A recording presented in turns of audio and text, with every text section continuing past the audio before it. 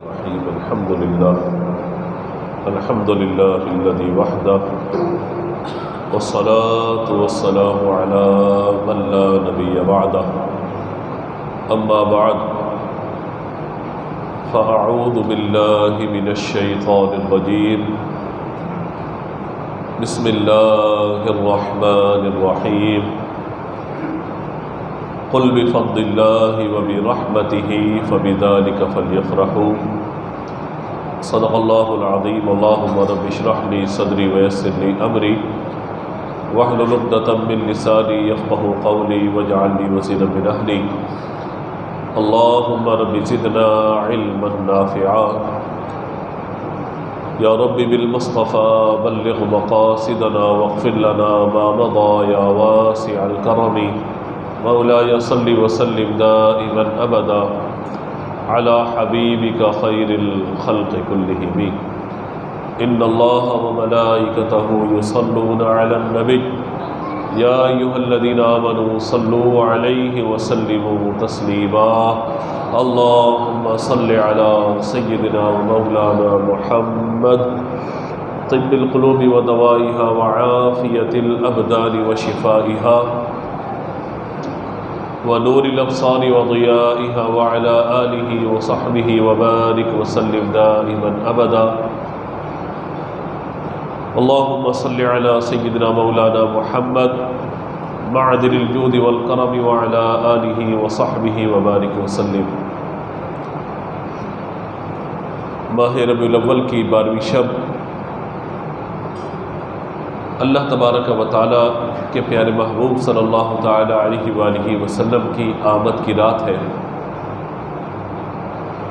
اور یہ رات اللہ تبارک و تعالی نے اتنی بابرکت بنائی ہے، اتنی رحمت والی رات بنائی ہے کہ اس رات اتنی رحمت ہے کہ جو تشریف لائے ہیں وہ سراپا رحمت ہے، نہ صرف سراپا رحمت بلکہ رحمت للعالمین کا تاج سجا کر تشریف لائے۔ تو اسی لیے اس رات کی جو رحمتیں اور برکتیں ہیں ان کا اندازہ کوئی لگا ہی نہیں سکتا۔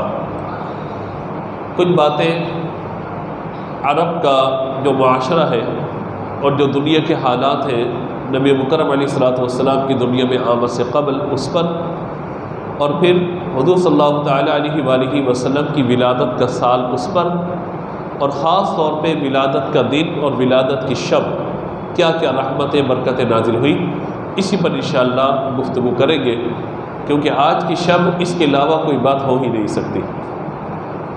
حضور کا رحمت للعالمین ہونا، حضور صلی اللہ تعالیٰ علیہ وآلہ وسلم کا خاتم النبیین ہونا، نبی پاک علیہ السلام کے بے شمار معجزات، ان پہ پھر کسی وقت بات ہو سکتی ہے، لیکن جو آج کی شب کی برکتیں ہیں ان برکتوں پر بات انشاءاللہ ہم آج ہی کریں گے، تاکہ ہمیں اندازہ ہو کہ ہم کوئی یہاں بیکار اور فضول نہیں بیٹھے، ہمیں اندازہ ہو جائے کہ ہم جو لائٹیں لگاتے ہیں، جھنڈے لگاتے ہیں، میلاد پر خوشی کا اہتمام کرتے ہیں، اچھے کپڑے پہنتے ہیں، جلوس میں جاتے ہیں، لنگر تقسیم کرتے ہیں، حضور کی آمد پر اتنی خوشی کرتے ہیں کہ عید پر بھی کیا خوشی ہوگی جو حضور کی ولادت پہ خوشی ہوتی ہے، تو آخر کیوں کرتے ہیں؟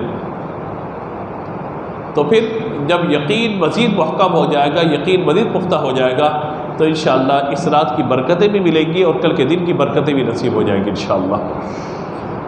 اللہ تبارک و تعالیٰ نے ارشاد فرمایا قل بفضل اللہ وبرحمتہ فبذلک فلیفرحوا۔ ہم خوشی کیوں مناتے ہیں؟ فرمایا کہ جب تم پر اللہ کا فضل ہو جائے، وبرحمتہ اور اس کی رحمت ہو جائے۔ قل اے محبوب آپ فرمائیے جب تم پر اللہ کا فضل ہو جائے، بفضل اللہ وبرحمتہ اور اس کی رحمت تمہیں نصیب ہو جائے، تمہیں مل جائے، فبذلک فلیفرحوا تو اس پر تمہیں چاہیے کہ خوشی مناؤ، خوشی کا اظہار کرو۔ یہ خوشی کا اظہار کرنے کا کون ارشاد فرما رہا ہے؟ اللہ تبارک و تعالی۔ یعنی جب بھی اللہ کا فضل کسی کو نصیب ہو جائے، اللہ کی رحمت کسی کو نصیب ہو جائے، اب شکرانہ اس کا یہ ہے کہ وہ خوشی کا اظہار کرے۔ شکرانہ اس کا کیا ہے؟ بولیے، خوشی کا اظہار کرے۔ جب بھی اللہ کا فضل آ جائے، اللہ کی رحمت نصیب ہو جائے، تو اللہ تبارک و تعالیٰ فرماتے ہیں کہ محبوب ان سے کہیے کہ یہ خوشی کا اظہار کریں، ہوا خیر مما یجمعون، یہ ان تمام چیزوں سے بہتر ہے جو وہ جمع کر کے رکھتے ہیں۔ خیر، اس میں تفضیل ہے، ہوا خیر مما یجمعون، جو کچھ یہ جمع کر کے رکھتے ہیں، یہ ما عام ہے، جو کچھ جمع کر کے رکھتے ہیں، یجمعون، جتنا انہوں نے جمع کیا ہوا ہے اس سب سے بہتر کیا ہے کہ اللہ کے فضل پر، اس کی رحمت پر خوشی کا اظہار کیا جائے۔ تو یہ خوشی منانا، یہ خوشی کا اظہار کرنا ظاہر کہ شریعت کے دائرے کے اندر ہوگا۔ شریعت سے باہر نکل کر اگر کوئی خوشی منا رہا ہے تو وہ خوشی نہیں ہے بلکہ اللہ کی نافرمانی ہے۔ تو جب اللہ کا فضل اور رحمت ہو تو پھر شکرانہ اس کا کیا ہے؟ بولیے خوشی کا اظہار کرنا ہے، یہ شکرانہ ہے اس کا۔ اب آپ دیکھیے کہ اللہ تبارک و تعالیٰ کا فضل اور اس کی رحمت، مجھے بتائیے کہ اللہ تبارک و تعالیٰ ہم پر مہربانی فرمائے، ہمارا کاروبار بہت اچھا ہو جائے تو یہ اللہ کا فضل ہے یا نہیں ہے؟ یہ اللہ کی رحمت ہے یا نہیں؟ ہم کہیں تعلیم حاصل کرنے کے لیے خود جائیں یا اپنے بچوں کو بھیجیں، وہ تعلیم میں کامیاب ہو جائیں، اپنی ڈگری اپنی سند لے کر کے آ جائیں اور جو ان کے ٹارگٹ تھے ان کو اچیو کر لیں، تو مجھے بتائیے یہ رحمت و فضل ہے یا نہیں ہے؟ اللہ تبارک و تعالیٰ کسی کو گھر عطا فرما دے، اچھی نوکری عطا فرما دے، رزق میں اس کے وسعت مل جائے، یہ فضل اور رحمت ہے یا نہیں ہے؟ اچھا، یہ جتنی بھی نعمتیں ہیں، آنکھ کا دیکھنا، کانوں کا سننا، زبان کا بولنا، ہاتھوں کا حرکت کرنا، پاؤں سے چلنا، جسم میں غذا کا چلے جانا، غذا کا پیٹ میں جانا اور پھر وہاں سے اس کا آسانی سے باہر نکل جانا، یہ اللہ کی سب نعمتیں ہیں یا نہیں ہے؟ یہ اس کی رحمتیں ہیں یا نہیں ہے؟ اس کی برکتیں ہیں یا نہیں ہے؟ اور سب سے بڑی برکت یہ کہ اللہ تعالیٰ نے ایمان کی نعمت عطا فرما دی۔ تو بتائیے اس پر ہمیں اللہ کا شکر ادا کرنا چاہیے نہیں کرنا چاہیے؟ آپ کہیں گے یقیناً شکر ادا کرنا چاہیے۔ اور پھر اس سے بڑھ کے بات یہ کہ اللہ تبارک و تعالیٰ نے اپنے محبوب کا امتی ہمیں بنا دیا، حضور کی امت میں پیدا فرما دیا، کہ یہ اتنا بڑا اعزاز ہے، اتنا بڑا اعزاز ہے کہ یقین مانیے کہ یہ بندہ اگر عمر بھر پیدا ہونے سے لے کر اپنی زندگی کے مکمل ہونے تک سجدے میں پڑا رہے، اللہ کا شکر ادا کرتا رہے، تب بھی شکر کا حق ادا بولیے، کیونکہ اتنی بڑی نعمت ہے۔ تو جب سب سے بڑی نعمت اللہ کا فضل حضور کی صورت میں ہم پر ہوا اور حضور کی تشریف آوری کی صورت میں اللہ کی سب سے بڑی رحمت ہوئی، اور نہ صرف رحمت بلکہ رحمت للعالمین بنا کے حضور بھیجے گئے، خاتم النبیین بنا کے حضور بھیجے گئے، شفیع المذنبین بنا کر بھیجے گئے، نبی پاک علیہ الصلوۃ والسلام دکھیاری امت کے لیے دعا کرنے کے لیے تشریف لائے۔ حضور صلی اللہ تعالیٰ علیہ وآلہ وسلم اللہ تبارک و تعالیٰ کی عطا سے اتنی مہربانیاں فرمانے کے لیے تشریف لائے کہ فقط یہی نہیں کہ انسان نہ صرف یہ کہ مسلمان بلکہ رحمت للعالمین ہے، جتنی چیزیں اللہ تبارک و تعالیٰ نے تخلیق فرمائی، جو کائنات اللہ نے تخلیق فرمائی، اس کائنات کے لیے اللہ نے فرمایا الحمدللہ رب العالمین، اللہ رب العالمین ہے۔ تو جہاں جہاں رب العالمین کی ربوبیت ہے وہاں میرے آقا علیہ الصلوۃ والسلام کی رحمت آپ کو نظر آ رہی ہے۔ درخت ہو، چرند ہو، پرند ہو، جمادات، حیوانات، نباتات، یہ سب کے سب اللہ تبارک و تعالیٰ کی اس نعمت کا، اس رحمت کا شکر ادا کرتے ہیں۔ اس لیے آپ بھی دیکھیے نا کہ اونٹ بھی حضور کی بارگاہ میں آ کے فریاد کر رہے ہیں، ہرنی آ کر حضور کی بارگاہ میں فریاد کر رہی ہے۔ حضور صلی اللہ تعالیٰ علیہ وآلہ وسلم کے ایک صحابی چڑیا کا بچہ اپنی آستین میں چھپا کر لے کر آ گئے، وہ چڑیا اڑتی ہوئی ان کے پیچھے آ گئی، حضور سے آ کر عرض کیا کہ اس کو کہیں کہ اب میرے بچے مجھے واپس کر دے۔ حضور نے فرمایا اس چڑیا کے بچے کس نے اٹھائے؟ وہ صحابی کہتے ہیں کہ میرے پاس۔ فرمایا چھوڑ دو ان کو، دیکھو اس کی ماں کی ممتا بچوں کے پیچھے یہاں تک آ گئی ہے۔ تو آپ اندازہ لگائیے کہ حضور کیسی رحمت ہے کہ پرندے آ کر بھی حضور کی بارگاہ میں اپنی عرض پیش کرتے ہیں، اونٹ آ کر حضور کی بارگاہ میں عرض کرتے ہیں حضور ہم جب طاقتور تھے، ہمارا مالک ہم سے کام زیادہ لیتا تھا، کھانا بھی زیادہ کھلاتا تھا، اب جسم کمزور ہو گیا، اب یہ ہمیں کھانا بھی نہیں دیتا، ہمیں ذبح کرنا چاہتا ہے۔ حضور نے فرمایا اونٹ کے ساتھ بھی اچھا سلوک کرو، اونٹ آ کر حضور کی بارگاہ میں فریاد کریں۔ تو یہ بتائیے کہ حضور فقط میرے لیے اور آپ کے لیے، عالمین کے لیے رحمت بنا کر کے بھیجے گئے۔ اس لیے آپ یہ دیکھیے کہ ہر چیز کی توجہ حضور کی طرف ہے، ہر چیز کی نسبت حضور کی طرف ہے۔ اللہ تبارک و تعالیٰ کی رحمت ہمیں ملتی ہے تو نبی پاک علیہ الصلوۃ والسلام کے صدقے ملتی ہے، کیونکہ رحمت تقسیم کرنا، نعمت کو تقسیم کرنا، یہ اللہ تبارک و تعالیٰ نے نبی مکرم علیہ الصلوۃ والسلام کے سپرد فرما دیا ہے۔ حضور نعمت تقسیم فرماتے ہیں، حضور رحمت تقسیم فرماتے ہیں۔ تو لہذا یہ جب سب سے بڑھ کے اللہ کا فضل ہے، اللہ کی رحمت ہے، تو ہمیں کتنا شکریہ ادا کرنا چاہیے، جتنا ہو سکے شکریہ ادا کرنا چاہیے۔ اور شکریہ ادا کرنے کا طریقہ کیا ہے؟ اللہ تیرا شکر ہے تو نے محبوب ہمیں عطا فرمایا، یا اللہ تیرا شکر ہے تو نے رحمت والے آقا ہمیں عطا فرمایا۔ صرف زبانی شکر نہیں، بلکہ اپنے قول کے ذریعے بھی، اپنے عمل کے ذریعے بھی کوئی ایسا کام نہ ہو جس سے اللہ اس کا رسول ناراض ہو جائے۔ لہٰذا شریعت کے دائرے میں رہ کر میلاد منانا یہ بہت ہی مستحسن اور بہترین عمل ہے۔ اور اگر نبی مکرم صلی اللہ تعالیٰ علیہ وآلہ وسلم کی ذات گرامی کی ہم بات کریں تو آپ دیکھیے کہ حضور صلی اللہ تعالیٰ علیہ وآلہ وسلم نے ارشاد فرمایا، میں دعائے خلیل ہوں۔ حضرت ابراہیم خلیل اللہ علیہ السلام جب کعبے کی تعمیر فرما رہے ہیں، کعبے کی تعمیر مکمل کرنے کے بعد اللہ کے حضور آپ نے بہت ساری دعائیں فرمائی ہیں۔ ان دعاؤں کا تذکرہ سورہ ابراہیم میں بھی آپ کو ملے گا، ربنا انی اسکنت من ذریتی بواد غیر ذی زرع عند بیتک المحرم، سورہ ابراہیم میں ملے گا 13ویں پارے میں آپ کو، اور پہلے پارے کے 15ویں رکوع میں بھی آپ کو تذکرہ ملے گا۔ اور ان دعاؤں کے ساتھ ساتھ حضرت ابراہیم علیہ السلام نے آخری دعا جو کی وہ یہ کی، ربنا وبعث فیہم،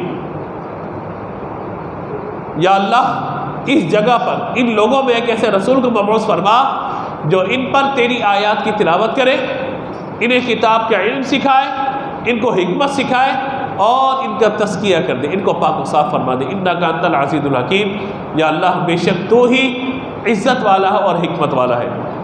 آپ کی دعا اللہ تعالی قبول فرمائی۔ حضرت ابراہیم علیہ السلام کے دو صاحبزادے، ایک حضرت اسحاق علیہ السلام ہے، ایک حضرت اسماعیل علیہ السلام ہے۔ بنی اسرائیل کے جتنے نبی تشریف لائے وہ سب حضرت اسحاق علیہ السلام کی نسل سے تشریف لائے، اور نبی مکرم علیہ السلام جب بنو اسماعیل میں تشریف لائے، حضرت اسماعیل علیہ السلام کی اولاد میں، تو آپ فقط ایک قوم، ایک علاقے، ایک محلے، ایک وقت تک تشریف نہیں لائے، بلکہ میرے آقا علیہ السلام قیامت تک خاتم النبیین بنا کر کے بھیج دیے گئے۔ اور باقی لوگ، باقی انبیاء کرام علیہ السلام ایک خاص گروہ تک تشریف لائے۔ میرے آقا صلی اللہ تعالیٰ علیہ وآلہ وسلم کو اللہ تبارک و تعالیٰ نے وہ مقام و مرتبہ عطا فرمایا۔ ہمارے علماء ایک بات اکثر بیان کرتے ہیں کہ تمام انبیاء کرام علیہ السلام میں جو معجزات جمع تھے، اللہ تبارک و تعالیٰ نے سب حضور میں جمع فرما دیے۔ یہ علماء جملہ بیان کرتے ہیں، میں اپنی دانش میں جو بات سمجھا، جو میں نے پڑھا، سمجھا، سیکھا، جانا، اس نسبت سے میں جملے کو بدل دیتا ہوں۔ میں کہتا ہوں کہ اللہ تبارک و تعالیٰ نے سب سے پہلے اول ما خلق اللہ نوری، نبی مکرم علیہ السلام کے نور کو تخلیق فرمایا، پھر فرمایا اس نور کی تقسیم کی گئی، اس نور کے حصے کیے گئے، اور ان سے دیگر چیزوں کو تخلیق فرمایا گیا۔ تو علماء جو بات کہتے ہیں وہ بالکل درست ہے کہ حسن یوسف دم عیسیٰ ید بیضا داری، آنچ خوبہ ہمہ دارا تو تنہا داری، یعنی اللہ نے حضرت یوسف علیہ السلام کو حسن عطا فرمایا، حضرت عیسیٰ علیہ السلام کو دم عطا فرمایا، پھونک مارتے تھے اور چمگادڑ کی صورت بنا کر مٹی کی اس میں پھونک مارتے تھے، اس کو اللہ تعالیٰ حیات عطا فرما دیتا۔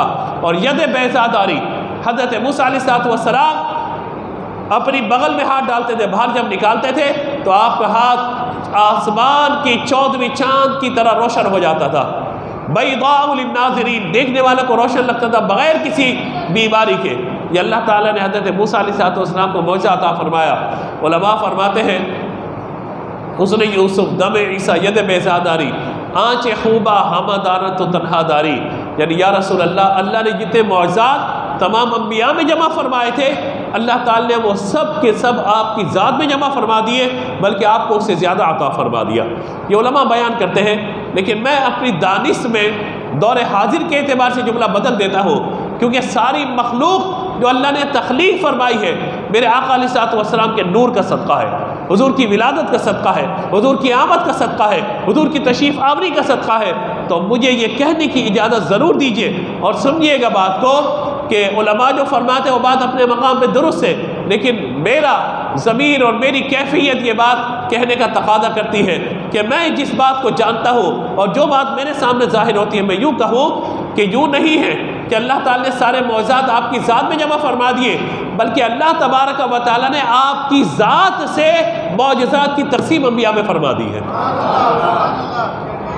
آپ کی ذات سے معجزات کی تقسیم انبیاء میں فرما دی ہے، اور چونکہ آپ کی ذات اصل تھی، وہ معجزات آپ کے تھے، تو اللہ تعالیٰ نے ہر نبی کو کوئی نہ کوئی محبوب کا صدقہ کوئی نہ کوئی معجزہ عطا فرما دیا، اور رحمت عالم صلی اللہ تعالیٰ علیہ وآلہ وسلم کو صرف معجزات عطا نہیں فرمائے، بلکہ ہمارے آقا علیہ الصلوۃ والسلام کو اللہ نے سر سے پا تک سراپا معجزہ بنا کر کے بھیج دیا۔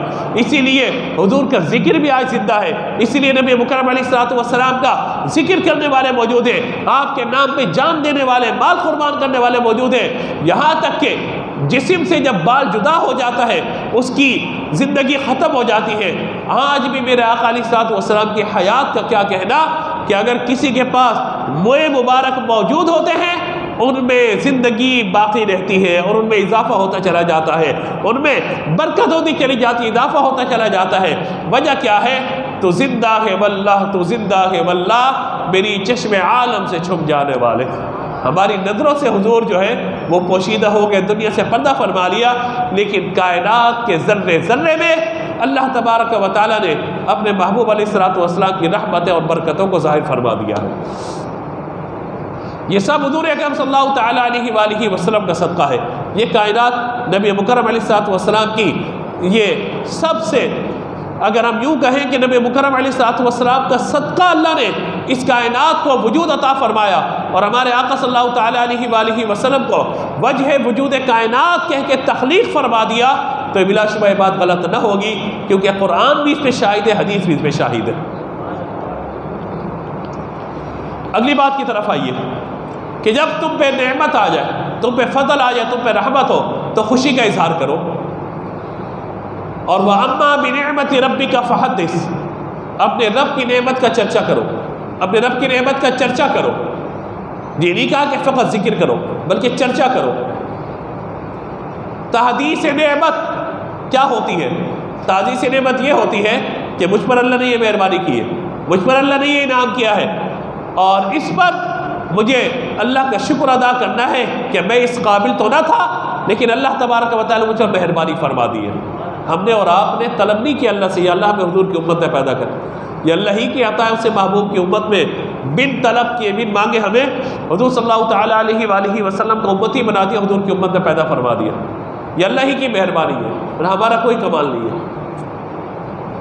اور پھر حضرت عیسیٰ علیہ الصلوۃ والسلام کے لیے، یعنی نبی مکرم علیہ الصلوۃ والسلام نے جو ذکر کیا کہ میں دعائے خلیل ہوں، اور فرمایا کہ بشارت مسیح ہو، حضرت عیسیٰ علیہ الصلوۃ والسلام نے میری بشارت دی ہے، اور آپ نے خود ارشاد فرمایا تھا کہ میرے بعد ایک نبی تشریف لانے والے ہیں، مبشرا برسول یاتی من بعد اسمہ احمد، میرے بعد ایک نبی تشریف لائیں گے جن کی میں تمہیں خوشخبری سناتا ہوں، اور ان کا نام ہوگا احمد۔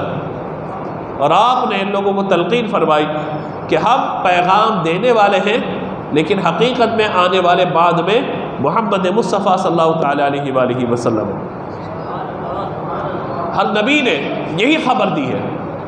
اور پھر نبی مکرم علیہ الصلوۃ والسلام کی آمد سے قبل اللہ تبارک و تعالیٰ نے آسمانی کتاب حضور کا ذکر فرما دیا۔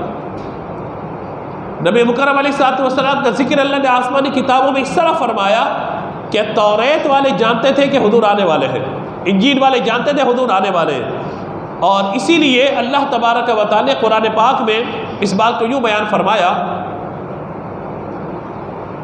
الذین آتیناہم الکتاب یعرفونہ کما یعرفون ابناءہم، یہ اہل کتاب جو کتاب کے جاننے والے ہیں، توریت کے، انجیل کے جاننے والے جو لوگ ہیں، آسمانی کتابوں کا جو علم رکھنے والے لوگ ہیں، یعرفونہ کما یعرفون ابناءہم، یہ حضور آپ کو ایسا جانتے ہیں، ایسا پہچانتے ہیں جیسے کوئی باپ اپنے بیٹے کو پہچانتا ہے،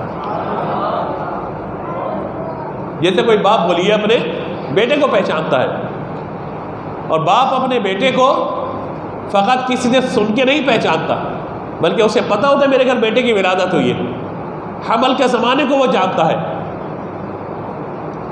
جس خاتون سے نکاح ہوا اس کو وہ جانتا ہے، جس خاتون سے اس کا بیٹا پیدا ہو رہا ہے اس کو وہ جانتا ہے، ماں باپ گواہی دیتے ہیں کہ یہ ہمارا بیٹا ہے، اہل محلہ خاندان والے جانتے ہیں کہ یہ فلاں کا بیٹا ہے، تو کہا کہ حضور یہ آپ کو اس طرح پہچانتے ہیں، یہود اور عیسائی اہل کتاب آپ کو اس طرح پہچانتے ہیں جیسے کوئی باپ اپنے، بولیے آواز سے بولیے، کوئی باپ اپنے بیٹے کو پہچانتا ہے۔ لیکن کیا ہوا؟ وَإِنَّ فَرِيقًا، ان میں سے ایک فریق وہ ہے کہ جو حق کو چھپا لیتا ہے، اور دوسرا فریق وہ ہے کہ جو آپ کی آمد کا انکار کر دیتا ہے۔ اسی لیے آپ یہ دیکھیے کہ توریت کے وہ علماء کہ جو توریت کے عالم تھے، یہود تھے، وہ جانتے تھے کہ نبی آخر الزمان کی بعثت کا وقت آ گیا، حضور کی تشریف آوری کا وقت آ گیا ہے۔ اسی لیے انہوں نے یہ پیغام دیے ہوئے تھے کہ اس نشانی کا، اس علامت کا اگر کوئی شخص نظر آ جائے تو ہمیں ضرور بتائیے گا۔ یہاں تک کہ جب نبی مکرم صلی اللہ تعالیٰ علیہ وآلہ وسلم اپنی والدہ محترمہ کے شکم میں تشریف لائے ہیں تو کہا جاتا ہے کہ یہود کے جو علماء تھے اپنے سر پہ خاک ڈالنے لگے۔ یہود کے علماء اپنے سر پہ خاک ڈالنے لگے۔ خاک ڈالنے کا مطلب کیا؟ کہ اب ہماری سلطنت ختم، اب ہماری حکومت ختم، اب ہمارا سارا معاملہ ختم ہو گیا، کیونکہ اس دین کی تکمیل کے بعد ایک ایسے نبی تشریف لانے والے کہ جو اپنی شریعت لے کر آئیں گے، اپنا دین لے کر آئیں گے، اور تمام ادیان کو، تمام شریعتوں کو منسوخ فرما دیں گے۔ یہاں تک کہ کہا جاتا ہے کہ آسمان کے ستارے، آسمان پہ اللہ نے ستاروں کی کثرت فرما دی، کائنات کو اللہ نے روشن و منور فرما دیا۔ یہاں تک کہ جب حضور اکرم صلی اللہ تعالیٰ علیہ وآلہ وسلم شکم مادر میں تشریف فرما ہے، حضرت عبداللہ رضی اللہ تعالیٰ عنہ حضور کے والد محترم، ان سے بہت ساری خواتین نکاح کرنا چاہتی ہیں۔ ایک خاتون وہ بھی ہیں کہ جو آسمانی کتابوں کا علم رکھتی ہیں۔ جب حضرت عبداللہ رضی اللہ تعالیٰ عنہ گزرا کرتے تھے تو وہ آپ کو نکاح کا پیغام دیتی تھی کہ مجھ سے نکاح کر لیجئے، مجھ سے نکاح کر لیجئے۔ تو جب آپ کا نکاح حضرت سیدہ آمنہ رضی اللہ تعالیٰ عنہ سے ہو گیا اور نبی مکرم علیہ الصلوۃ والسلام اپنی والدہ محترمہ کے شکم اطہر میں تشریف فرما ہو گئے، تو آپ وہاں سے گزرے تو اس عورت نے آپ سے کہا کہ کیا آپ کا نکاح ہو گیا؟ تو کہا کہ نکاح ہو گیا۔ کہا ہائے افسوس، ہائے افسوس، جو نعمت میں چاہتی تھی وہ کسی اور کے پاس چلی گئی۔ تو کہا کیا مطلب؟ کہا کہ ہم نے آسمانی کتابوں میں جو کچھ آپ کے بارے میں پڑھا ہے، نبی آخر الزمان صلی اللہ تعالیٰ علیہ وآلہ وسلم کے بارے میں، وہ نور جس کی پہچان ہمیں کروائی گئی تھی وہ آپ کی پیشانی کے اندر چمکتا تھا، لیکن ہم دیکھتے ہیں کہ آج آپ کی پیشانی میں وہ نور ہمیں نظر بولیے نہیں آ رہا۔ جب وہ نور نظر نہیں آ رہا، اس کا مطلب ہے کہ آپ کا نکاح ہو چکا ہے اور وہ نور آپ کی زوجہ محترمہ کی طرف منتقل ہو چکا ہے۔ اور یہ کہا جاتا ہے کہ حضرت عبداللہ رضی اللہ تعالیٰ عنہ کی یہ شان ہے کہ ابھی میں بات کروں گا حضور کے والدین پہ تو انشاءاللہ بھی تفصیلی گفتگو ہوگی۔ حضرت عبداللہ کی یہ شان تھی کہ آپ جناب حضرت عبد المطلب کے صاحبزادے، آپ کے والد محترم ظاہر حضرت عبداللہ حضور کے دادا جان حضرت عبد المطلب رضی اللہ تعالیٰ عنہ، کعبے کے متولی، بڑا مقام ان کا۔ تو حضرت عبد المطلب جب آپ کو کہیں بھیجتے تھے نا تو بات یہ ہوتی تھی کہ اگر خدا نخواستہ کوئی دشمن آپ پہ حملہ کرنا چاہتا تھا، اچانک سے کچھ لوگ آتے تھے اور ان کو مار کے پھینک دیا کرتے تھے، اور حضرت عبداللہ کی اللہ تبارک و تعالیٰ فرشتوں کے ذریعے حفاظت فرماتا تھا۔ میں اب یہاں پر ایک بات عرض کرنا چاہتا ہوں۔ نبی مکرم علیہ الصلوۃ والسلام نے فرمایا کہ اللہ تبارک و تعالیٰ نے ہمیشہ مجھے پاک پشتوں میں اور پاک ارحام میں منتقل فرمایا۔ میری نسل میں، میرے نسب کے اندر کوئی بت پرست یا مشرک نہیں ہوا۔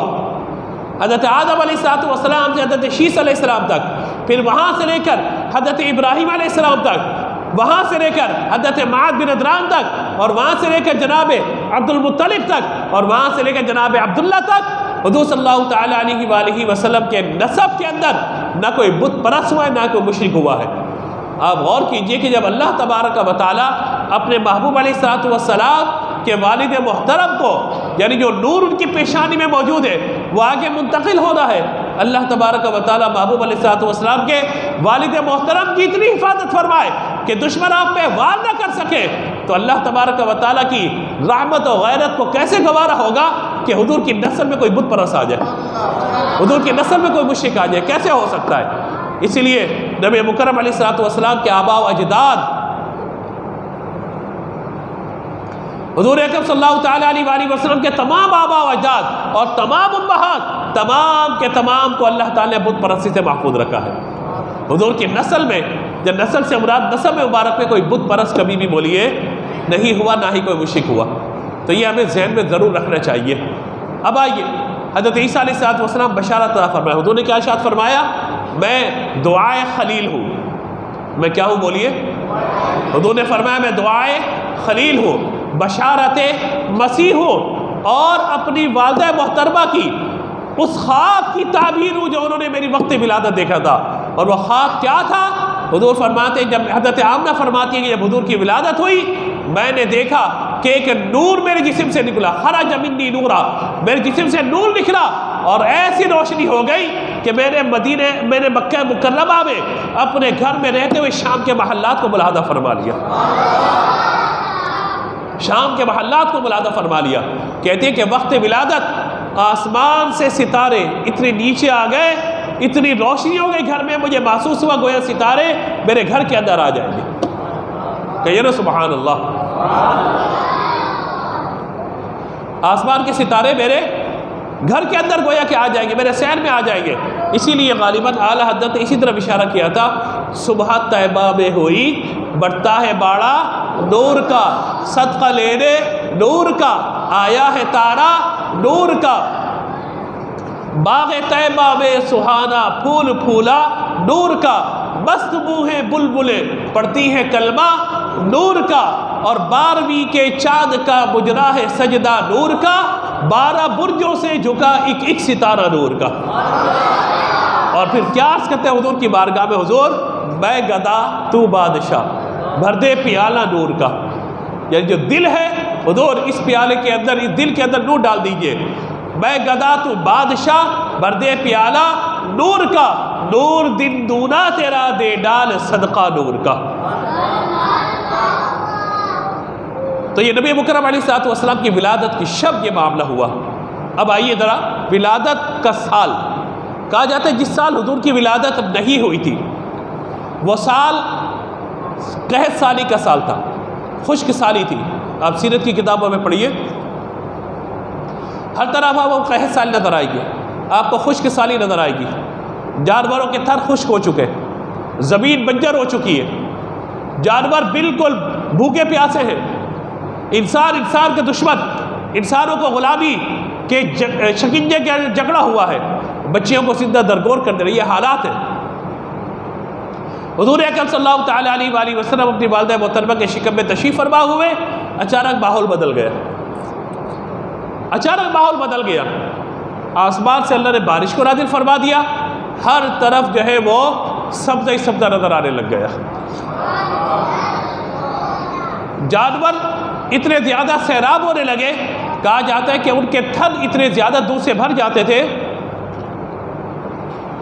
ان کے تھن دودھ سے اتنے زیادہ بھر جاتے تھے، ایسا محسوس ہوتا تھا گویا کہ تھن ان کے پھٹ جائیں گے، اتنا زیادہ، اور سب کے ساتھ فرما ہو گئے۔ جس سال میرے آقا علیہ الصلوۃ والسلام کی ولادت ہوئی، اللہ تبارک و تعالی نے اس سال عیدی کے طور پر یہ انعام فرمایا، جس کے گھر میں جو بچہ پیدا ہوتا تھا لڑکا ہی پیدا ہوتا تھا، کیونکہ لڑکی پیدا ہوتی زندہ درگور کر دیتے، تو کاری حضور کی آمد ہے، رحمت کا صدقہ یوں تقسیم ہو جائے کہ بعد میں حضور صلی اللہ تعالیٰ علیہ وآلہ وسلم تو لڑکیوں کو زندہ درگور ہونا ختم فرما ہی دیں گے، لیکن اس سال کسی پہ ظلم نہ ہو، سب گھروں کے اندر اللہ تعالیٰ نے لڑکے پیدا فرما دیے۔ اس سال کو عام الربات کہا جاتا ہے، یعنی ایسا سال جہاں رحمت ہی رحمت ہے، برکت ہی برکت ہے۔ اور حضرت عبد المطلب کہتے ہیں کہ جس شب میرے بیٹے حضرت عبداللہ کے گھر ولادت کا سلسلہ تھا، میں حرم کعبہ میں موجود تھا، اور آپ کو معلوم ہے کہ بت پرستی عرب کا کلچر تھا، یہاں تک کہ ان بدبختوں نے کعبے کے اندر بت نصب کر دیے تھے، 360 بت جو مشہور ہیں۔ اب وہاں پر حضرت عبد المطلب کہتے ہیں رضی اللہ تعالیٰ عنہ کہ میں وہاں کعبے میں تشریف فرما تھا، موجود تھا، اچانک میں نے دیکھا کہ کعبہ بی بی آمنہ کے حجرے کی طرف جھک گیا، کعبہ جھک گیا، بولیے کعبہ جھک گیا۔ کہتے ہیں کعبہ جھکا تو میں نے توجہ کی، دائیں بائیں دیکھا تو یہ بت جو کھڑے ہوئے تھے، اچانک وہ نیچے گر پڑے، بت اوندھے منہ گر پڑے۔ تو کہتے ہیں کہ مجھے احساس ہو گیا، اندازہ ہو گیا کہ کچھ نہ کچھ عجیب و غریب قسم کا واقعہ کوئی رونما ہونے والا ہے۔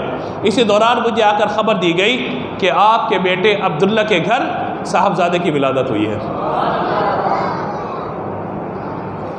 اعلیٰ حضرت نے لکھا نا، تیری آمد تھی کہ بیت اللہ مجرے کو جھکا، تیری حیبت تھی کہ ہر بت تھر تھرا کر گر گیا، اور جن کے سجدے کو محراب کعبہ جھکی، ان بھووں کی لطافت پہ لاکھوں سلام۔ اور یہ وہ گھڑی ہے رحمت بھری کہ اعلیٰ حضرت اس بارے میں کہتے ہیں کہ جس سہانی گھڑی چمکا طیبہ کا چاند، اس دل افروز ساعت پہ لاکھوں سلام۔ اور پھر رحمت فرماتے فقط رحمت نہیں، حضور تو جان رحمت ہے، رحمت کی بھی جان ہے۔ کس طرح کہ مصطفیٰ جان رحمت پہ لاکھوں سلام، شمع بزم ہدایت پہ لاکھوں سلام۔ جو ہدایت کی بزم ہے اس کی شمع میرے آقا علیہ السلام ہے۔ فرماتے شمع بزم ہدایت پہ لاکھوں سلام، جس سہانی گھڑی چمکا طیبہ کا چاند، اس دل افروز ساعت پہ لاکھوں سلام۔ تو یہ اعلیٰ حضرت رحمۃ اللہ تعالیٰ علیہ نے اس پورے مضمون کو یوں قلم بند فرمایا۔ اب دیکھیے کہ نبی مکرم صلی اللہ تعالیٰ علیہ وآلہ وسلم کی ولادت کی شب ہے، اور آج اس میں ہم موجود ہیں۔ اب دیکھیے کہ ولادت ایک ہی بار ہوئی ہے، ہر سال تو نہیں ہوتی۔ بولیے ولادت ایک ہی بار ہوئی نا، ہر سال تو نہیں ہوتی۔ اب بھائی ہر سال میلاد کیوں مناتے ہیں؟ بھائی جب ولادت ہوئی تھی میلاد منا دیا، ٹھیک، یہ بات ہو گئی۔ ولادت ایک بار ہوئی ہے، مگر ہر بار آمد کا جشن، ہر بار 12ویں رات کی محفل، ہر بار جلوس میلاد، ہر بار حضور کا ذکر مبارکہ، ہر بار صبح بہارہ کی محفل ہے۔ بھائی یہی تو غلط ہے، اسی چیز سے تو روکنا ہے آپ کو کہ ولادت ہوگی، ٹھیک ہے، برکت تھی، وہ 8 تاریخ تھی، 9 تھی، 12 تھی، جو بھی تھی، بھائی اس بحث میں نہ پڑے۔ بھائی دیکھیں ہو گیا ہو گیا، اب بتائیے کیا فائدہ، ہر سال ولادت تھوڑی ہوتی ہے۔ ہم نے کہا جی بات آپ کی آپ کے اعتبار سے درست ہے، لیکن مجھے بتائیے قرآن بھی تو ایک ہی مرتبہ نازل ہوا، قرآن بھی ایک ہی مرتبہ نازل ہوا نا، اور اس رات کے لیے اللہ تبارک و تعالی فرما دیا انا انزلناه فی لیلۃ القدر وما ادراک ما لیلۃ القدر لیلۃ القدر خیر من الف شہر۔ یہ وہ رات ہے جس میں اللہ نے قرآن نازل کیا، ماہ رمضان کی 27ویں شب جس پر اتفاق ہوا اکثر اقوال، اور لیلۃ القدر خیر من الف شہر، 1000 مہینوں سے بہتر رات ہے۔ مجھے بتائیں قرآن ایک دفعہ میں نازل ہوتا ہے یا ہر سال نازل ہوتا ہے؟ آواز سے بولیے، سمجھدار لوگ بات سمجھیے گا، میں باتوں میں بہت ساری باتوں کا جواب دیتے ہوئے جا رہا ہوں آگے۔ ایک ہی بار نازل ہوا تھا، لیکن رحمت ہر سال نازل ہوتی ہے۔ آپ کی آواز بلند نہیں ہوئی، مجھے مزہ نہیں آیا ہے۔ قرآن ایک ہی مرتبہ نازل ہوا، مگر رحمت بولیے ہر سال نازل ہوتی ہے۔ حضور کی آمد ایک ہی مرتبہ ہے، جب قرآن نازل ہو تو رحمت نازل ہر سال ہو جائے۔ جس رات صاحب قرآن تشریف فرما ہوئے، بتائیے اس رات کتنی رحمتیں نازل ہوگی؟ رحمتیں نازل ہوتی رہتی ہے، رحمتوں کے نزول کی عادت ہے، اور خاص طور پہ جو صبح بہارہ کا وقت ہے، جو 5:15 آج اس سال جو 5:15 صبح صادق کا وقت ہے، یہ حضور کی آمد کا وقت ہے۔ دیکھیے جب حضور کی آمد ہے نا، اللہ تبارک و تعالیٰ نے نہ دن کو محروم کیا نہ رات کو محروم کیا۔ اگر رات میں حضور کی آمد ہوتی، دن پر رات کو فضیلت ہو جاتی۔ بھئی رات افضل ہے، کیوں؟ حضور کی آمد ہوئی ہے۔ اگر دن میں آمد ہوتی تو کہا جاتا کہ یہ دن افضل ہے رات سے۔ اللہ تعالیٰ نے سحر کا وقت متعین فرمایا، رات کو بھی اللہ نے حصہ عطا فرما دیا، دن کو بھی حصہ عطا فرما دیا، کہ کائنات سے اندھیرا ختم ہو رہا ہے، نور کائنات میں شامل ہو رہا ہے۔ اللہ نے کس کو یہ محرومی کی رات ہی نہیں ہے نا، تو جب محرومی کی رات نہیں ہے تو آپ دیکھیے کہ اس رات جو آئے گا وہ بھی محروم نہیں رہے گا۔ یہ برکتیں سمیٹنے کی رات ہے، رحمتیں سمیٹنے کی رات ہے۔ اور پھر ایک بات کہ اللہ تبارک و تعالیٰ نے اپنے محبوب پر پورے قرآن کو نازل فرمایا، تو قرآن کے نزول کی رات برکت والی ہو جائے۔ جس رات صاحب قرآن تشریف لائے وہ رات کسی رحمت و برکتوں والی ہوگی۔ تو ہمیں سمجھنا چاہیے ان سب چیزوں کو۔ اور پھر ٹھیک ہے چلے جی وہ رات برکت والی ہو گئی، لیکن یہ جھنڈے نہ لگائیے نا آپ لوگ، یہ تو آپ لوگ غلط کرتے ہیں، جھنڈے لگا دیتے ہیں، پھر لائٹیں بھی لگا دیتے ہیں آپ لوگ، وہ بھی آج کل چھوٹی چھوٹی لگا رہے ہیں آپ لوگ، تو بہت زیادہ روشنی، تو اب یہی بات تو مناسب نہیں ہے، اچھی بات نہیں ہے نا۔ ٹھیک ہے ہو گیا، جشن منانے کا طریقہ کوئی بھی ہو سکتا ہے، یہ کیا ہے مطلب کہ آپ اس طرح کر دیتے ہیں؟ یہ باتیں ہوتی ہیں نا عام طور پہ، سوشل میڈیا بھرا پڑا ہے، یہ ساری باتیں ہو رہی ہیں. ہم کہتے ہیں کہ بھائی پیسے ہمارے، لائٹیں ہماری، بجلی بھی ہماری خرچ ہو رہی ہے، لگا بھی ہم رہے، ٹھیک ہے، جلا بھی ہم رہے. سمجھے کاش آپ جلا بھی ہم رہے ہیں تو آپ جلنے دیجئے. بات سمجھ گئے تو کہیے سبحان اللہ ہے. ہم جلا بھی ہم رہے، یعنی لائٹیں ہم جلا رہے ہیں، آپ کسی اور طرف لے کے مت جائیے گا بات کو. جلا بھی ہم رہے ہیں تو آپ کو پریشانی نہیں ہونی چاہیے، لیکن آپ لوگ جلائیں گے تو پریشانی تو ہوگی نا. اور ہم تو یہ کہتے ہیں کہ جلانے اور جلانے میں زبر اور زیر کا فرق ہے. جلانا کہتے ہیں زندگی کو، جلا بخشنا، جلانا کہتے ہیں زندگی کو، اور جلانا کہتے ہیں جل جانے کو. ہم یہ کہتے ہیں کہ ہم اس ذکر کی برکت سے اپنے دلوں کو جلا بخشتے ہیں، اس ذکر کی برکت سے اپنے دلوں کو جلا بخشتے ہیں. ان لائٹوں کو جلانے سے ہم اپنے دلوں میں نور کے ایمان کو جلا دیتے ہیں، نور ایمان کو جلا دیتے ہیں. تو بھائی اعتراض نہیں ہونا چاہیے، کیونکہ حضرت بی بی آمنہ رضی اللہ تعالیٰ عنہ فرماتی ہے کہ جب حضور صلی اللہ تعالیٰ علیہ وآلہ وسلم کی ولادت کی شب تھی، حضرت جبریل امین تشریف لائے اور ایک جھنڈا لگایا میرے گھر پر، ایک جھنڈا لگایا بیت المقدس پر، اور ایک جھنڈا لگایا کعبے پر، اور حضور کی ولادت ہو گئی. بیت اقصی بام کعبہ بر مکان آمنہ نصب پرچم ہو گیا اہلا و سہلا مرحبا. ٹھیک ہے نا؟ تو جب وہ پرچم لگ گئے، برکت مل گئی، تو بس ٹھیک ہے. تو یہ بحث ہے. نہیں بھائی یہ آپ لوگ غلط کرتے. دیکھیے 8 تاریخ حضور کی ولادت ہے، 12 تاریخ حضور کا وصال ہے، اور وصال کے دن خوشی مناتے ہیں آپ. کسی کی دنیا سے چلا جانے پہ خوشی منانا یہ تو غلط ہے. یہ تو 12 وفات ہے. آپ نے 12 ربیع الاول آپ نے میلاد کے دن منا لیا، وفات کے دن کو آپ نے خوشی کا دن منا لیا. سبحان اللہ. 8 تاریخ کو ہم میلاد منایا کریں. ہم نے کہا آ جاؤ، ہم 8 تاریخ کو محفل رکھتے ہیں، اور رکھیں گے بھی آپ کے علاقے میں، اور رکھیں گے آپ کی صدارت میں، رکھیں گے آپ کی علماء کی موجودگی میں. آپ 8 تاریخ کو میلاد منائیے، ہم آپ کے ساتھ شامل ہو جاتے ہیں. 12 کو ہم مناتے ہیں، آپ ہمارے ساتھ شامل ہو جائیے. آئیے نا، تشریف لائیے. اور پھر ایک اور بات، ایک علمی جواب بھی آپ کو دے دوں تاکہ بات واضح ہو جائے. یاد رکھیے حضور صلی اللہ تعالیٰ علیہ وآلہ وسلم کی ولادت 12ویں شب ہے، اور وصال 12 ہو ہی نہیں سکتا. دیکھیے نبی مکرم علیہ السلام نے حجۃ الوداع، خطبہ حجۃ الوداع بیان فرمایا.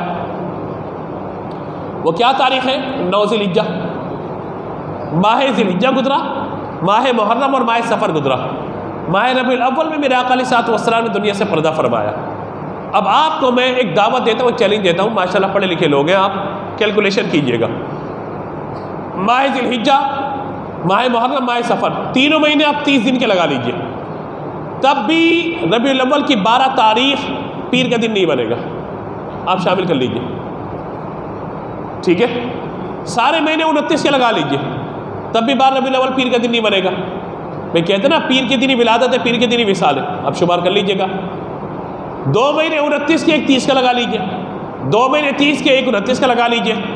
ایک مہینہ 29 کا، ایک 30 کا، پھر 29 کا لگا لیجئے. کسی طرح سے بھی آپ شمار کر لیجئے، آپ نتیجہ یہی نکالیں گے 12 تاریخ حضور کے جب وصال ہے ہی نہیں.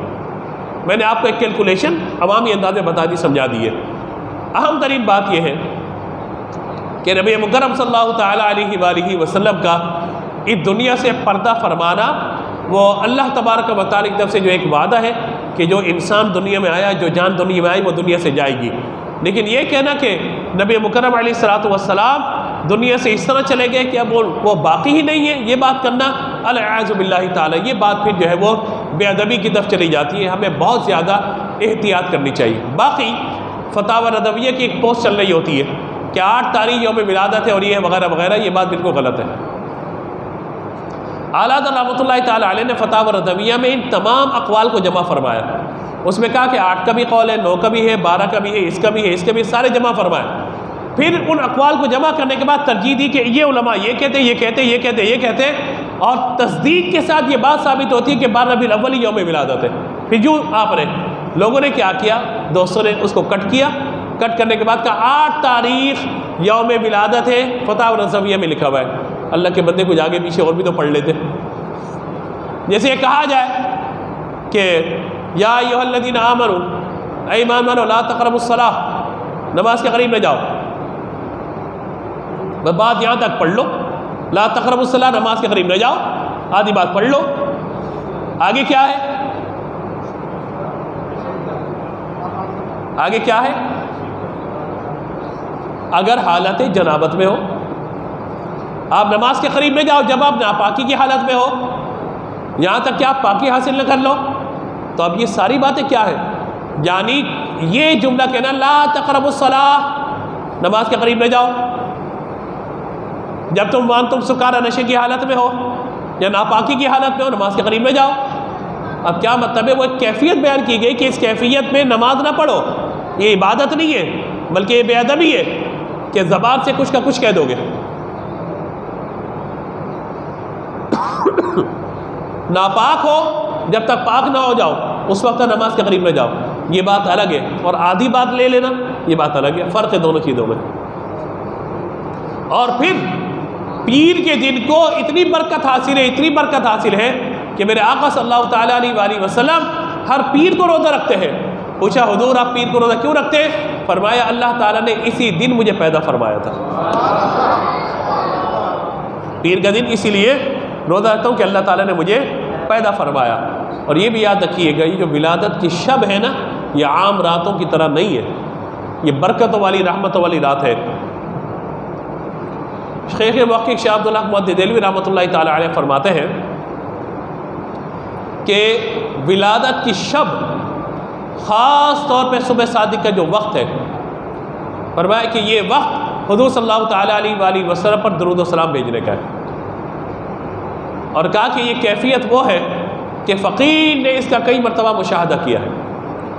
اور آپ اپنی کتاب اخبار الاخیار کے آخر میں لکھتے ہیں، یعنی یا اللہ حضور پہ اتنے درود بھیج جتنے زمین پر کنکر ہے، جتنے درخت ہیں، درختوں کے پتے ہیں، شجروں کے برابر، حجر کے برابر، اور یا اللہ آسمان کے ستاروں کے برابر، اپنی مخلوقات کی گنتی کی. یعنی اس طرح پورا ذکر کرتے ہوئے آتے ہیں اور پھر عرض کرتے ہیں میرے مولا میرے پاس کوئی عمل نہیں جو تیری بارگاہ میں پیش کر سکوں، کوئی عمل میرے پاس نہیں ہے، فقط ایک عمل ہے، اور وہ عمل یہ ہے کہ محبوب علیہ الصلوۃ والسلام کے مولود شریف کی شب جو وقت ولادت ہے اس وقت کھڑے ہو کے تیرے محبوب کی بارگاہ میں درود و سلام پیش کرتا ہوں. تو صبح بہانہ کا جو وقت ہے نا، انتہائی قیمتی وقت ہے.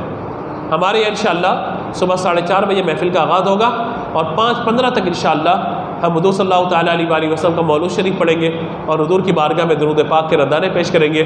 فجر کی جماعت اول وقت میں ہوگی انشاءاللہ 5:40 پر آپ لوگوں کو اطلاع پہنچ گئی ہوگی. تو اس رات کو برکت و رحمتوں کے ساتھ گزاری. اب آپ آ جائیے کچھ تصحیح کی طرف. خواتین کا میلاد کرنا بالکل جائز ہے، کوئی منع نہیں ہے، لیکن چند شرائط کے ساتھ. نمبر 1، کسی مرد کا وہاں پہ عمل دخل نہ ہو، یعنی بے پردگی کا معاملہ نہ ہو، نمبر 1. نمبر 2، اگر مائک پر خواتین پڑھ رہی ہیں تو وہ ان کی آواز اسی کمرے تک یا اسی شامیانے تک محدود ہو، باہر کسی تک آواز نہ جائے. باہر آواز جائے گی گناہ گار ہوں گی، ثواب کے بجائے گناہ کا شکار ہو جائیں گی. تیسری بات، یہ جو آج ہمارے یہاں تماشا بن گیا ہے بہت زیادہ کہ محفل ہو رہی ہے، نعت پڑھی جا رہی ہے اور لائیو چل رہا ہے خواتین کا. ہم تو یہ بات کریں کہ غیر مردوں تک آواز نہ جائے. خواتین لائیو چلا رہی ہے یا ویڈیو بنا رہی ہے، پھر باہر جا کے ویڈیو بنا کے تصویریں بنا کر، ظاہر ہے کہ جب آپ نے تصویر بنائی ہے اس خاتون کی جو نعت پڑھ رہی ہے یا درس دے رہی ہے یا نقابت کر رہی ہے یا دیگر خواتین جو موجود ہیں جو با پردہ ہو کر با حجاب ہو کر یہاں تشریف لائی ہے، اب آپ ان کی مووی بنا رہی ہیں، اب آپ ان کی ویڈیو بنا رہی ہیں، اس کو آپ ثواب سمجھ رہی ہیں. ظاہر ہے کہ آپ اپنے عزیزوں کو بھیجیں گی، اپنے رشتہ داروں کو بھیجیں گی، غیر محرم دیکھیں گے، یا فیس بک کے ذریعے لائیو آپ اس کو نشر کر رہی ہیں یا ویڈیو بنا کر یوٹیوب پر ڈال رہی ہے، تو بتائیے کوئی ثواب ملے گا اس پر؟ بولیے ذرا. صرف اور صرف گناہ ملے گا اور کچھ نہیں ملے گا. یہاں سے وہ بچیاں، وہ بہنیں کہ جو اپنی نعتیں یوٹیوب پر ڈالتی ہیں یا فیس بک پہ ڈالتی ہیں یا اپنی نعت کی ویڈیو بنا کے شیئر کرتے ہیں، وہ بھی توبہ کریں اللہ کی بارگاہ میں. حضور کا میلاد منائیں، ٹھیک ہے، شہرت کا کیا شوق ہو گیا آپ کو؟ آپ کے اگر بھائی ہیں آپ ان کی ویڈیو ڈالیں، آپ کے اگر بچے ہیں، بیٹے ہیں، ان کی ویڈیو بنائیں، آپ ویڈیو بنا کے ڈالیں. آپ نعت اگر بچے پڑھتے ہیں ان کی ویڈیو بنا کے ڈالیں. لیکن یہ عورتوں کا اس طریقے سے ویڈیو بنانا یا نیٹ پہ ڈالنا یہ شرعاً جائز ہی نہیں ہے، گناہ کا کام ہے یہ. تیسرا پھر یہ ہے کہ مائک وغیرہ اتنا بلند آواز سے پڑھا جاتا ہے میلاد کہ دور دور تک آوازیں جا رہی ہوتی ہیں، کوئی ثواب کا کام نہیں ہے۔ ہم تو یہاں تک تاکید کرتے ہیں، دیکھیے آپ لوگ کافی عرصے سے ہم سے وابستہ ہیں، ہم تو میلاد کی محفل ہو یا کوئی بھی مسجد کا پروگرام ہو، ہم تو اوپر کا مائک تک نہیں چلاتے کہ کسی کو، کسی مریض کو، کسی کو پریشانی نہ ہو۔ یہاں تک کہ جب سے ہاسپٹل بنایا تو ہم نے اپنے اندر کے مائک کی آواز بھی کم کر دی ہے۔ ایمرجنسی میں کوئی مریض ہوں گے، کہیں اور کوئی موجود ہے مریض اندر، اوپر جو ہے وارڈ کے اندر کوئی مریض موجود ہے، تو اتنی تیز آواز نہ ہو کہ انہیں تکلیف ہو جائے۔ تو یہ احتیاط ہے۔ حضور ہم لوگ بعض اوقات اس کو نگیٹو لے جاتے ہیں کہ بھئی یہ کیا ہے۔ ہاں اگر کسی کے دل میں ہی مرض ہے اور وہ میلاد کا مخالف ہے تو ایک الگ بات ہے۔ منکر کے لیے نار جہنم ہے مناسب، منکر کے لیے نار جہنم ہے مناسب۔ جو آپ سے جلتا ہے وہ جل جائے تو اچھا ہے، جو آپ سے جلتا ہے وہ جل جائے تو اچھا، اس کی بات ہم نہیں کر رہے۔ ہم یہ کہہ رہے ہیں کہ مجمع جتنا ہو وہاں تک آواز موجود رہے۔ ہم تو رمضان میں تراویح، درس قرآن، دیگر چیزیں، وہ بھی کوشش ہوتی ہے کہ آواز کو ایک محدود دائرہ کار کے اندر رکھا جائے۔ ایون جمعے کا بیان، ہم جمعے کا بیان تک اوپر کے مائک پہ نہیں چلاتے، صرف خطبہ اور اذان ثانی، خطبہ اور نماز اوپر کے مائک پر ہوتی ہے۔ وجہ اس کی کیا ہے؟ تاکہ کوئی بھی مسجد سے آنے والی آواز سے تکلیف میں مبتلا نہ ہو۔ تو ہمیں احتیاط کرنی ہے۔ ہم یہ کہتے ہیں المسلم من سلم المسلمون من لسانہ بیدہ، حضور کا فرمان ہے کہ مسلمان وہ جس کے ہاتھ اور زبان سے دوسرے محفوظ رہے، اور ہم مائک کے ذریعے، اپنے میلاد کے ذریعے لوگوں کو تکلیف دیں، یہ مناسب عمل نہیں ہے، یہ ہمیں احتیاط کرنی ہوگی۔ دوسرا، آپ لنگر کھلانا چاہتے ہیں آپ بالکل دیجئے، برکت کے ساتھ شوپر بنائیے، جلوس جا رہے ہیں ان میں تقسیم کیجئے، بسکٹ تقسیم کیجئے، جو آپ نے بانٹنا ہے وہ بانٹیے۔ یہ جو پھینکنے کا رواج ہے نا، اس کو ختم کیجئے۔ اور بچوں آپ سب بھی جلوس میں جاؤ گے، کوئی چھینا چھپٹی کسی بھی قسم کا کوئی معاملہ نہ ہو، بڑے چھوٹے سب جلوس میں شرکت کریں، اور جب تک جلوس چلتا رہے درود پاک پڑھتے رہے، جب تک جلوس چلتا رہے درود پاک پڑھتے رہے، کیونکہ آج کی شب اور کل کا دن درود پاک پڑھنے کا ہے۔ شکریہ یہ ہے حضور کا کہ ہم حضور پہ درود پاک بھیجیں، جتنا زیادہ بھیج سکتے، جتنا زیادہ پڑھ سکتے، تو لہٰذا ان چیزوں کی طرف ہم توجہ کریں۔ خواتین میلاد بنائیں اپنے کمرے کے اندر، اپنے دائرہ کار کے اندر۔ آواز کا باہر جانا یہ شرعاً جائز نہیں عورتوں کا۔ مرد حضرات کا بھی اس طرح آواز باہر جانا کہ لمبے لمبے اسپیکر لگا دے، 10 آدمی بیٹھے ہو اور مطلب یہ پورے محلے میں آواز گونج رہی ہو، اور ہم یہ کہیں کہ ہم حضور کے عاشق ہیں اس لیے کوئی ہمیں روکے نہیں، تو اپنے عمل پر در نظر ثانی کی ہمیں ضرورت ہے۔ جتنی عوام ہے وہاں تک آپ مائک رکھیں، روڈ بند کرنے سے احتیاط کریں، لوگوں کو آنے جانے والوں کو راستہ دیتے رہیں۔ یعنی جلوس بھی چل رہا ہو تو اس انداز سے چلے کہ آدھے روڈ پہ اگر جلوس چل رہا ہے تو آدھے پہ ٹریفک چلتی رہے۔ یہ روڈ بند کرنا یہ اچھا عمل نہیں ہوتا، الا یہ کہ جب خدا نخواستہ کوئی معاملہ نہ ہو جائے تو پھر ایک الگ بات ہے۔ لیکن جلوس کے اعتبار سے، کیونکہ یہ محبت کا دن ہے، محبت بانٹنے کا دن ہے، محبت سمیٹنے کا دن ہے، تو لہذا تبرک اپنی استطاعت کے مطابق آپ تقسیم کیجئے۔ آخری بات، شیخ موقع رحمۃ اللہ تعالیٰ نے فرماتے ہیں جس گھر میں میلاد ہوتا ہے وہ گھر، وہ محلہ، وہ شہر، اللہ تبارک و تعالیٰ پورے سال بھر تک وہاں پر رحمتوں کو نازل فرماتا ہے۔ اپنے گھر میں میلاد کی محفل ضرور کیجئے، چاہے آپ گھر کے افراد ہی بیٹھ جائیں۔ میلاد کی محفل کا مطلب کیا ہے؟ تلاوت کریں، 2-3 نعتیں پڑھ لیں، اور حضور صلی اللہ تعالیٰ علیہ وسلم کی بارگاہ میں کوئی اظہار ثواب پیش کر دیں، ہو گیا میلاد۔ آپ کو کس نے کہا کہ 4 دیگیں لے کر آئیے، 10 ناخواں بلائیے؟ اللہ نے وسعت دی ہے تو آپ کیجئے، کوئی منع بھی نہیں ہے، لیکن گھر کے اندر میلاد ہونا چاہیے۔ اور میں کہتا ہوں کہ یہ سالانہ نہیں بلکہ بہانہ میلاد ہونا چاہیے، بلکہ بہانہ کے بجائے روزانہ میلاد ہونا چاہیے۔ روزانہ اپنے گھر میں کوئی سلسلہ ایسا بنائیے کہ 10 منٹ کے لیے سب گھر والے بیٹھ جائیں، تسبیح ہاتھ میں، اور سب 100 مرتبہ درود پاک پڑھیں، جو کھانا بنایا ہے وہی سامنے رکھ کے ایصال ثواب کرے حضور کی بارگاہ میں، اور بس یہ میلاد بھی ہو گیا۔ پھر آخر میں کھڑے ہو کے سلام بھی پڑھ لیں، ایصال ثواب بھی ہو گیا، میلاد بھی ہو گیا۔ روزانہ کا میلاد اگر شروع کر دیا آپ نے اپنے گھر میں، انشاءاللہ آپ کی نسلوں میں کوئی منکر میلاد پیدا کبھی نہیں ہوگا، انشاءاللہ حضور کے عاشق پیدا ہوں گے انشاءاللہ۔ یہ چھوٹی سی کوشش ہوگی آپ کی، لیکن نسلوں تک انشاءاللہ حضور کے میلاد منانے والے آپ کو ملتے رہیں گے، کیونکہ صدائیں درودوں کی آتی رہیں گی جنہیں سن کے دل شاد ہوتا رہے گا۔ خدا اہل سنت کو آباد رکھے، محمد کا میلاد ہوتا رہے گا۔ اللہ تبارک و تعالیٰ میرے ان کلمات کو اپنی بارگاہ میں قبول فرمائے، اور مجھ سے کوئی غلطی ہوئی ہو اللہ کی بارگاہ میں معافی کا طلبگار ہو۔ کل کا شیڈول سماعت فرما لیجیے محفل کا۔